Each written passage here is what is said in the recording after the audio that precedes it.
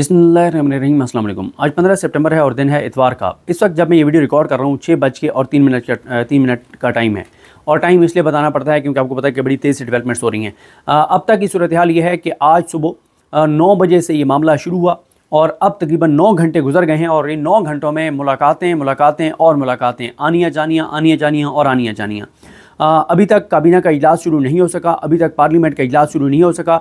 Time 2 बार change किया गया है, कौमी असम्बली के इजलास का भी, सेनेट के इजलास का भी टाइम चेंज किया गया। 4 बजे था, अब 7 बजे कर दिया गया है। लेकिन इस वक्त तक कोई चीज़ सॉलिड सामने नहीं आ सकी और अभी तक आईनी तरमीम का मुसवदा सामने नहीं आ सका।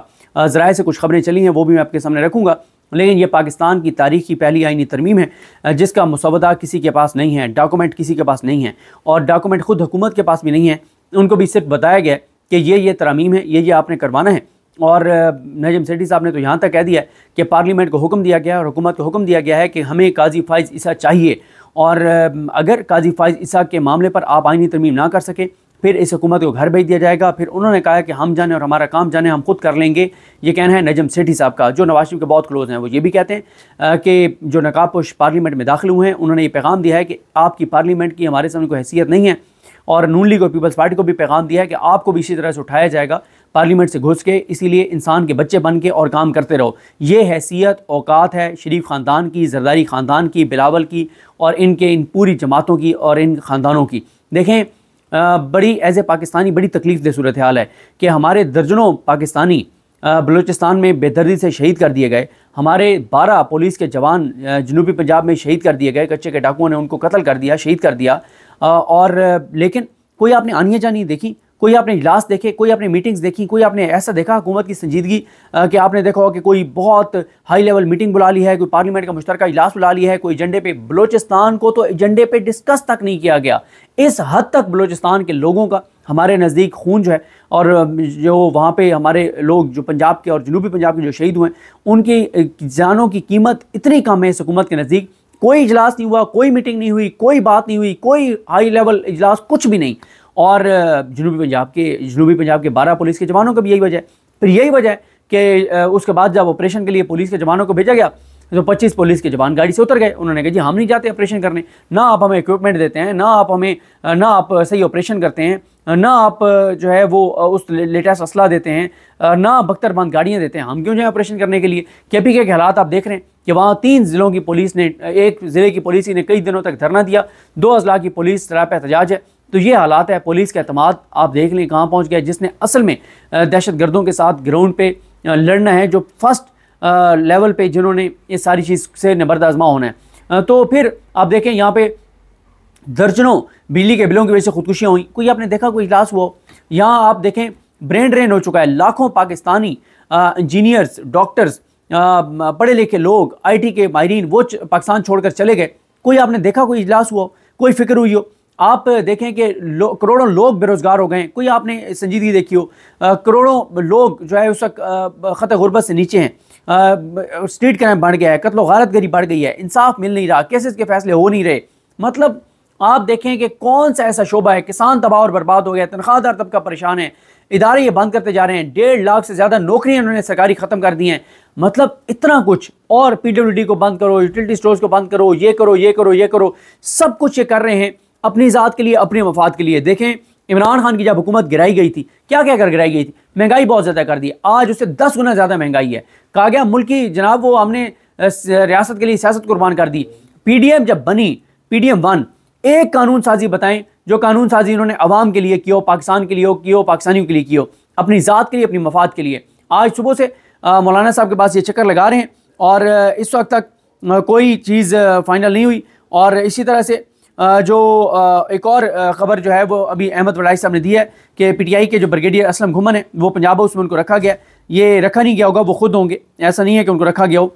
और साथ ही जो है वो ये भी आपको बता दूं कि जो इस वक्त तक जो है वो कोई मुसवदा सामने नहीं आया और मौलाना साहब आखिर कुछ चीज़ों पे माने तो उनके साथ इतनी मुलाकातें हो रही हैं। गो के एक चीज़ PTI कमिटेड है, कॉन्फिडेंट है PTI कि मौलाना साहब काजी फाइज ईसा की एक्सटेंशन को वोट नहीं देंगे। लेकिन फिर वो कॉन्स्टिट्यूशन कोर्ट वाला आ गया कि उसका काजी साहब को सरबराह बना दिया जाएगा।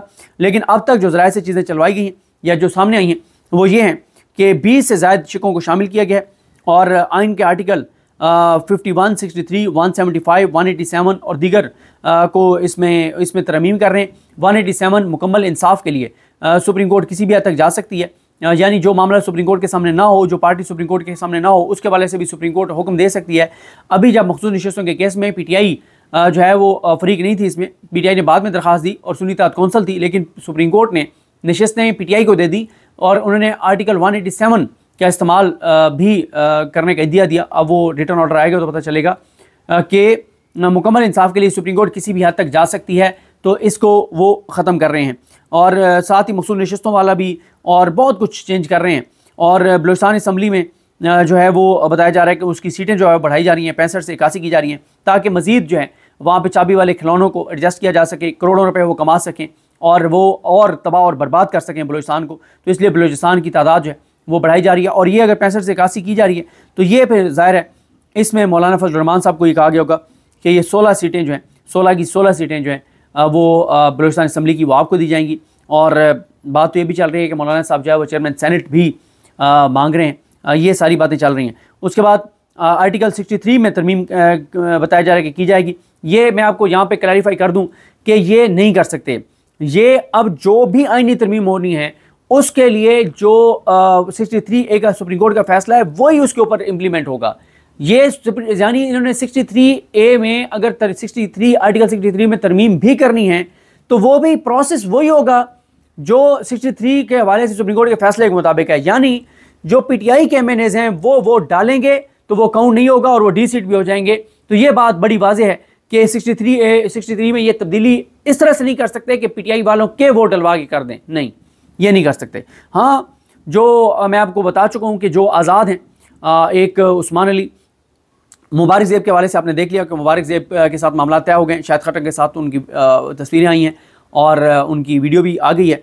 और इसी तरह से जो उस्मान अली हैं, उस्मान अली के अलावा असलम घुमन हैं, अलियास चौधरी हैं और औरंगज़ेब खिच्ची हैं। ये 4-5 नाम हैं जो बिल्कुल मौलाना साहब के बाद ये 4-5 वोट डालेंगे। ये क्योंकि 4-5 आज़ाद हैं और मैं आखिर में इनके दोबारा भी नाम बता दूंगा कि ये इनके ऊपर डिफेक्शन क्लॉज नहीं लगती। क्यों? ये वो हैं जिन्होंने पहले मरले में ही जब सुन्नी इत्तेहाद कौंसिल में जाने के बयान अल्फी देने थे तो इन लोगों ने नहीं दिए थे, औरंगज़ेब खिच्ची और इन लोगों ने नहीं दिए थे। ये बिल्कुल डिफेक्ट कर सकते हैं और इनका वोट भी काउंट होगा और ये डी सीट भी नहीं होंगे। अच्छा, उसके बाद ये भी बताया जा रहा है कि जनाब आइनी अदालत के फैसले पर अपील जो है वो आइनी अदालत में सुनी जाएगी। आइन के आर्टिकल 181 में भी तरमीम किए जाने के इम्कान है और साथ ही इस्लामाबाद हाई कोर्ट के जजेस की रोटेशन होगी।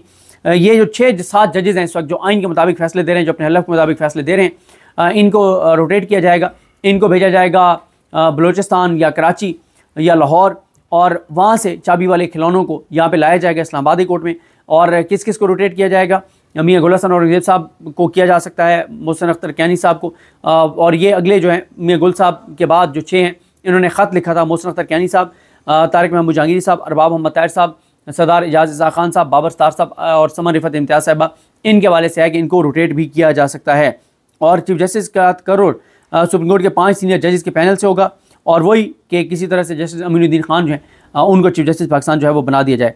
आइनी अदालत में आर्टिकल 184, 85, 86 से मुतालिक दरखास्तों की समाअत होगी। हुकूमत सुप्रीम कोर्ट के 5 सीनियर जजेस में से एक को वज़ीर आज़म जो है वो लगाएगा चीफ जस्टिस, और जो है वो आइनी अदालत के बाकी 4 जजेस भी हुकूमत जो है वो लगाएगी। और यानी हुकूमत जो है वो आइनी अदालत का सरबराह भी हुकूमत लगाएगी, बाकी जजेस भी ये हुकूमत लगाएगी, ये सारी चीज़ें। और ये है कि सुप्रीम कोर्ट और हाई कोर्ट के जजेस की तैनाती के लिए जुडिशल कमीशन और पार्लिमानी कमेटी को एक जो है वो कर दिया जाएगा। ये जनाब अब तक की ज़राए से सामने आने वाली चीज़ें हैं। और स्पेशल कमेटी का जो इजलास है और वो इस वक्त शुरू हो गया है और PTI का वफद जो है वो भी कुछ देर में मौलाना फजल रहमान से मिलेगा। ये जनाब अब तक की तफसीलात हैं, अब तक की सूरत हाल है। मैं देख रहा हूँ कोई और भी अगर जो है वो चीज़ है। इनसे रब्ता किया गया था अख्तर मेंगल साहब से, उन्होंने कहा है कि हमारे 2000 लोग लापता हैं, वो रिहा कर दें तो हम आइनी तरमीम में जो है वो वोट दे देंगे।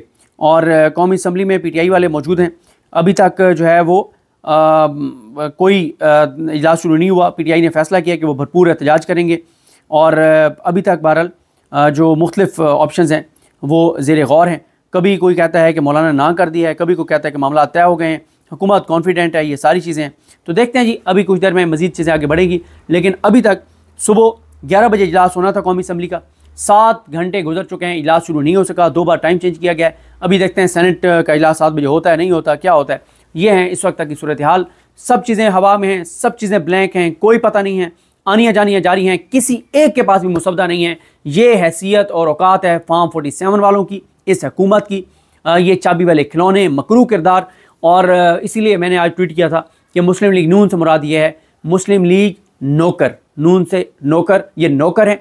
इनको मालिक जो हुक्म देता है ये उसके ऊपर चल पड़ते हैं और ये उसी के ऊपर काम करते हैं।